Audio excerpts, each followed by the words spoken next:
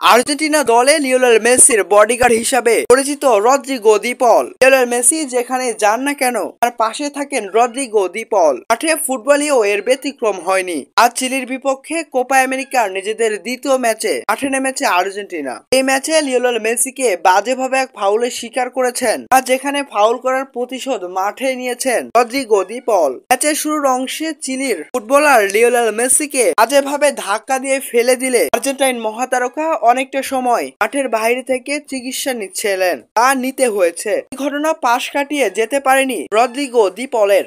এরপর সোজুকে ফাউল করেছেন গুরুতর ভাবে। ম্যাচে তখন প্রথমার্ধের একেবারে শেষ মুহূর্তের খেলা চলছিল। রদ্রিগো দি পলের ফাউলের শিকার হয়ে লম্বা সময় মাঠে পড়েছিলেন চিলির এই ফুটবলার। সময় কমিটি বক্স থেকে ভাষ্যকাররা বলছিলেন লিওনেল মেসিকে ফাউল করে যে অ্যাকশন নিয়েছিল তার রিঅ্যাকশনও দেখিয়েছেন রদ্রিগো দি পল। দি পলের ফাউলের শিকার হয়ে লম্বা সময় ধরে মাঠে পড়ে থাকতে হয়েছে চিলি ফুটবলারকে।